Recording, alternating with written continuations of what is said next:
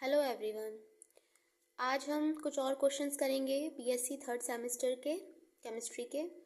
तो पिछले वीडियो में हमने देखा था कि हमने 8th क्वेश्चन तक कर लिया था, है ना। लास्ट क्वेश्चन हमारा ये था, तो इसमें हमने यहाँ तक सॉल्व कर लिया था। अब इसके आगे बढ़ते हैं। नेक्स्ट क्वेश्चन देखिए, in the reaction A + B + C products it is found to be obey the rate law. ये इसका रेट लॉ दे रखा है, ठीक है। यहाँ पे रेट जो होता है कंसंट्रेशन पर यूनिट टाइम होता है, जो कि आपका रेट कांस्टेंट और जो रिएक्टेंट्स होते हैं उनकी कंसंट्रेशन के डायरेक्टली प्रोपोर्शनल होता है। अब देखिए यहाँ पर जो ये पावर्स दे रखी हैं, ये इसके ऑर्डर दे रखा है। तो ओवरऑल रेट हम जब ही निकाल पाएंगे जब हमें पता चले कि इसका ऑर्डर क्या है रिएक्शन का। तो यहाँ से हम इन ऑर्डर्स को करेंगे ऐड। तो आप नॉर्मली ऐड कर सकते हैं जैसे आप करते हैं एडिशन, ठीक है। तो यहाँ पर देखिए ये 2 + 3/2 + 3/2, इसको सॉल्व करेंगे इस तरीके से और यहाँ पर आपका आंसर आ जाएगा 5। तो ओवरऑल जो इसका रेट आएगा वो आएगा 5, तो आंसर हो जाएगा 5, ठीक है। नेक्स्ट क्वेश्चन देखिए, slowest step reaction is called. Reaction में जो स्लोएस्ट स्टेप होता है वही रेट को डिटरमाइन करने का स्टेप होता है, यानी उसी रिएक्शन में हमें पता चलता है कि रेट किस पर, मतलब उसका ऑर्डर क्या आएगा एक्चुअली। तो यहाँ पर वो स्लोएस्ट स्टेप होता है क्योंकि उसी में हम डिटरमाइन कर पाते हैं, क्योंकि फास्ट स्टेप्स में हमको नहीं पता चलता कि वो किस रेट पर जा रही है रिएक्शन, ठीक है। तो जो स्लोएस्ट स्टेप होता है उसी को हम रेट डिटरमाइनिंग स्टेप कहते हैं। शॉर्ट में इसको RDP भी लिखा होता है कहीं कहीं पे रिएक्शन पे, ठीक है। तो आप याद रखेंगे slowest step rate determining step. तो आंसर रेट डिटरमाइनिंग स्टेप है, ठीक है। नेक्स्ट क्वेश्चन देखिए, द रेट ऑफ रिएक्शन क्या होता है इनमें से। Decreases as reaction proceeds, increases as reaction proceeds, first increases then decreases at reaction proceed, remain constant। तो देखिए रेट जो है रिएक्शन का बढ़ता जाता है जैसे जैसे रिएक्शन आगे बढ़ती जाती है, ठीक है। तो यहाँ पे इंक्रीज होगा जैसे जैसे रिएक्शन आपकी आगे बढ़ेगी, तो increases as the reaction proceeds. Next question देखिए, the rate constant of zero order reaction. अब रेट कांस्टेंट क्या होता है जीरो ऑर्डर रिएक्शन का।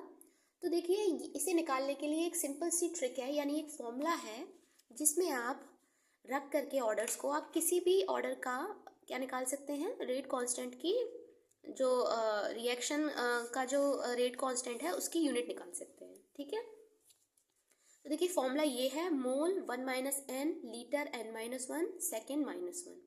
अभी जो n है यहाँ पर ये ऑर्डर्स हैं, तो आप यहाँ पे n की वैल्यू 0 1 2 3 रख करके आप बता सकते हैं इसकी जो रेट कांस्टेंट की जो यूनिट है वो क्या आएंगी।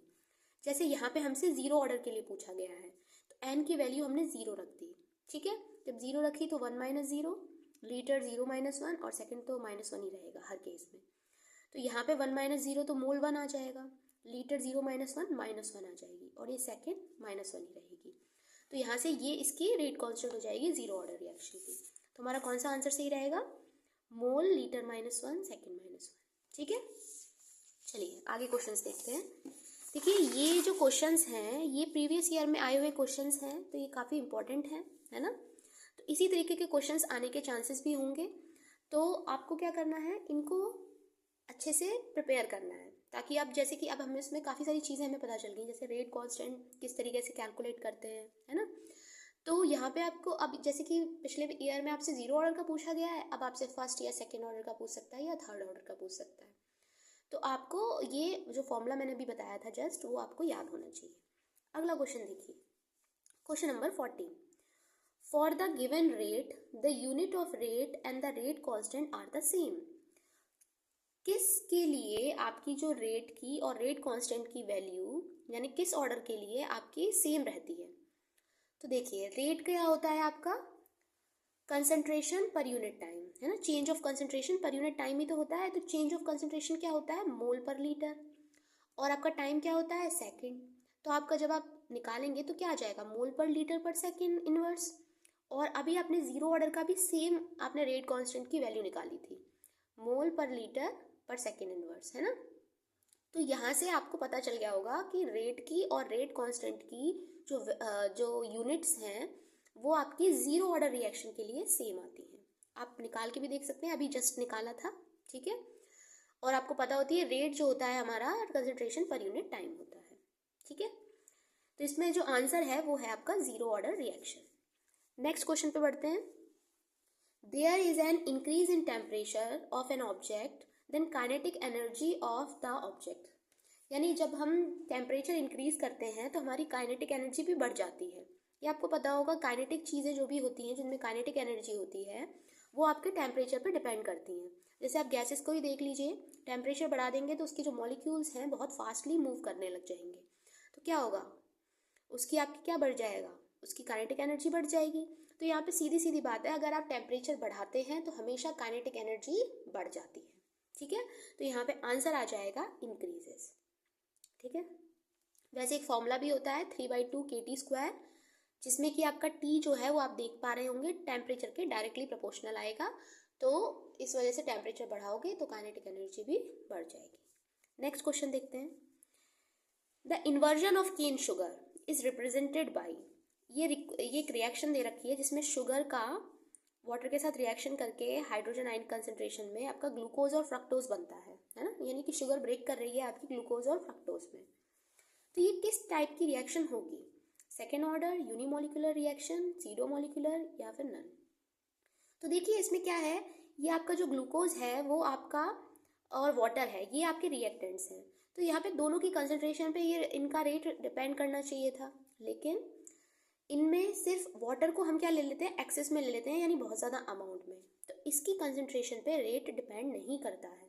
तो सिर्फ यहाँ पे शुगर की कंसंट्रेशन पे आपका रेट डिपेंड करेगा, यानी कि आपकी ये हो जाएगी सीडो मॉलिक्यूलर रिएक्शन, यानी कि फर्स्ट ऑर्डर तो दे नहीं रखा है ना, तो यहाँ पे सीडो मॉलिक्यूलर हो जाएगी। सीडो का मतलब होता है फॉल्स, झूठा, जो दिख रहा है एक्चुअल में वो है नहीं। अब यहाँ पे आप दो रिएक्टेंट देख के 2 ऑर्डर लगा सकते हैं इसका, लेकिन ये आपको पता होना चाहिए, ये एग्जाम्पल है सीडो मॉलिक्यूलर रिएक्शन का। ठीक है, नेक्स्ट क्वेश्चन देखते हैं। The strong field ligand is, इनमें से कौन सा स्ट्रॉन्ग फील्ड लिगेंड है। तो वाटर आपका बिल्कुल मिडल में आता है, आपको स्पेक्ट्रोकेमिकल सीरीज पता होनी चाहिए जिसके अंदर हम लिगेंड्स का एक ऑर्डर लिखते हैं, जिसमें हम क्या करते हैं कि जो आपका हायर ऑर्डर से लोअर की तरफ चढ़ते हैं, मतलब जो आपके स्ट्रॉन्ग वाले रिएक्टेंट हैं उनको एक एंड पे रखते हैं और जो वीक लिगेंड है उन्हें अदर एंड पे रखते हैं, और बीच में आपका वाटर आता है। ठीक है, तो वाटर जो है आपका ना तो स्ट्रॉन्ग है ना वीक है, ये बीच का है। उसके बाद Cl आपका वीक लिगेंड है, OH भी आपका वीक लिगेंड है। CO की बात करते हैं तो आपको बताया जाता है CONO, और आपके जो और भी 2-4 लिगेंड्स हैं जो कि आपके स्ट्रॉन्ग फील्ड की तरह वर्क करते हैं, तो आपको ये पता होना चाहिए। ठीक है, तो इसमें आंसर हो जाएगा CO। नेक्स्ट क्वेश्चन देखते हैं, which is the second order reaction. अब आपको 4 जो हैं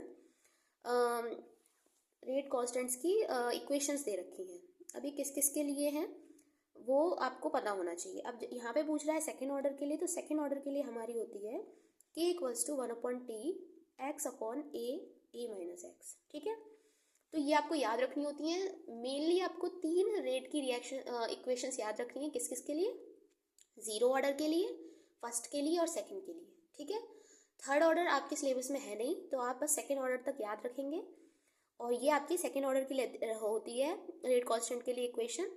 लेकिन इसमें आप देख पा रहे होंगे इसमें भी 2 तरीके की इक्वेशन होती है, एक तो होती है जिसमें दोनों रिएक्टेंट हम डिफरेंट ले लेते हैं, और एक रिएक्शन होती है जिसमें दोनों रिएक्टेंट सेम कंसंट्रेशन के लेते हैं, तो ये सेम वाली का है फॉर्मूला। ठीक है, नेक्स्ट क्वेश्चन देखते हैं, Arrhenius equation. Arrhenius equation important होती है। अब देखिए इसमें 4 ऑप्शन दे रखे हैं, हमारा जो ऑप्शन होता है वो होता है, आंसर होता है K = AE - EA/RT। EA यहाँ पे एक्टिवेशन एनर्जी होती है, R rate constant, T temperature, A आपका अरेनियस कांस्टेंट होता है, और K आपका जो है वो रेट कांस्टेंट होता है। तो रेट का एक्टिवेशन एनर्जी के साथ ये इक्वेशन होती है, तो आपको ये याद रखनी है। ठीक है, ये आपकी अरेनियस इक्वेशन होती है। तो अब ये जो भी हमने क्वेश्चन इस वीडियो में करे हैं ये बड़े ही इंपॉर्टेंट क्वेश्चन है, और ये आपके एग्जाम के लिए भी इम्पोर्टेंट है। ओके, थैंक यू वीडियो देखने के लिए।